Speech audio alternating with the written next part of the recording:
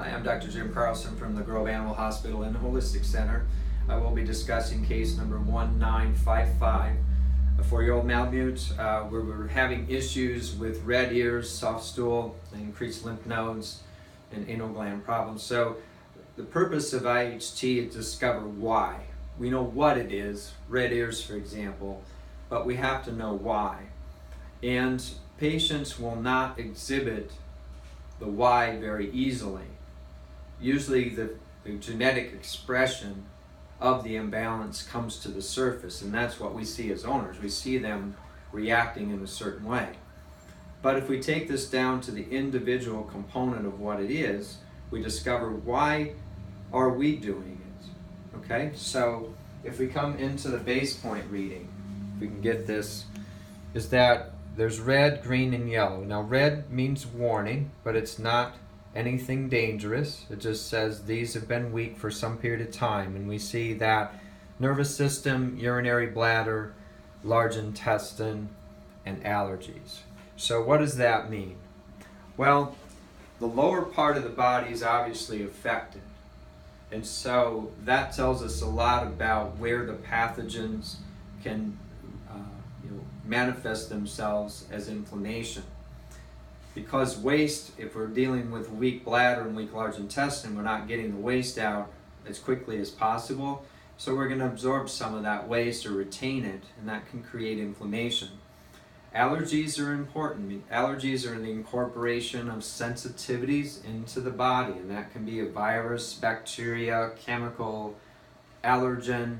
Some, can be, and allergens are quantified into pollen and other regular organisms and things like that, anything that might create inflammation. And so sensitivities are different. We're going to go to the sensitivity list because allergies are ongoing, where sensitivity is just inflammation during exposure. And so I'll quantify that a little bit here shortly as we go through the sensitivity list. So as we go down on the stress side, we can see a couple of things there. First of all, 2 lymphatics. Now the lymphatics are the wastewater, and the wastewater is the lymph fluid, which is about 10% of the body's fluid volume. 90% is the blood, 10% is the lymph fluid. Lymphatics incorporate the lymph nodes, the lymph circulation, which is manifested by muscle contraction to move that fluid. And so if we don't see good range of motion, we're not going to be moving the toxins as easily through the body. And so the lymphatics, when they're involved, they almost always see inflammation somewhere in the body. It doesn't have to be skin necessarily. It can be joints. It can be, which we did see, stress joints as well. And so range of motion is important. And if we don't have good range of motion, then we're going to see these symptoms. So that's where it's coming from right now. So we're going to, first of all, improve range of motion. And we're going to be using a product like glucosamine to improve mobility, to improve activity. We don't want to rush it. We don't want to increase exercise necessarily, but good steady exercise will be important to help the body purge toxins. We're going to use a hemp oil infusion at 3 drops a day to correct these numbers. It's going to take 3 months to do so. So conditioning will take some time. We may not see those symptoms go away immediately, so if we have to control discomfort, we can use traditional medications such as metronidazole, for example, or anti-inflammatory. So we need to be in discussion about what's going on a weekly basis. A lot of changes in the weather right now, so that's going to be a component of health as well. So we want to stay in touch about how comfortable we are during this process. So let's go into the sensitivities here.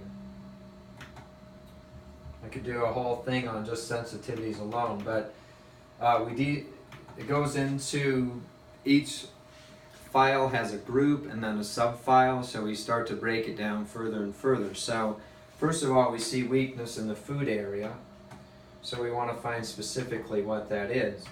And comes up as additives, and that was the only thing on the sensitivity list. So removing preservatives in the diet. So what are those? Well, if we think about dry dog food, even the best dry dog foods have preservatives.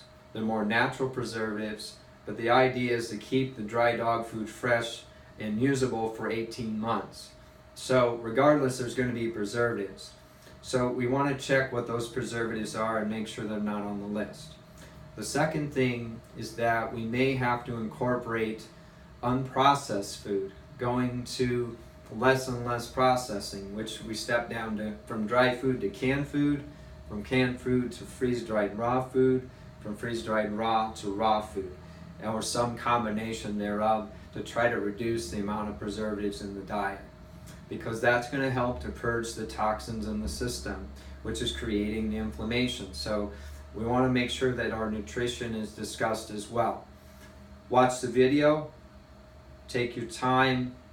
If you have questions, you can call us direct, 847-541-4005, and talk to us specifically about the questions or set up consultation. Certainly anytime, have a physical examination done. If there's current inflammation, we want to keep track of that and make sure we're progressing forward. So please let us know, because I require a lot of participation if we're going to make him well in condition.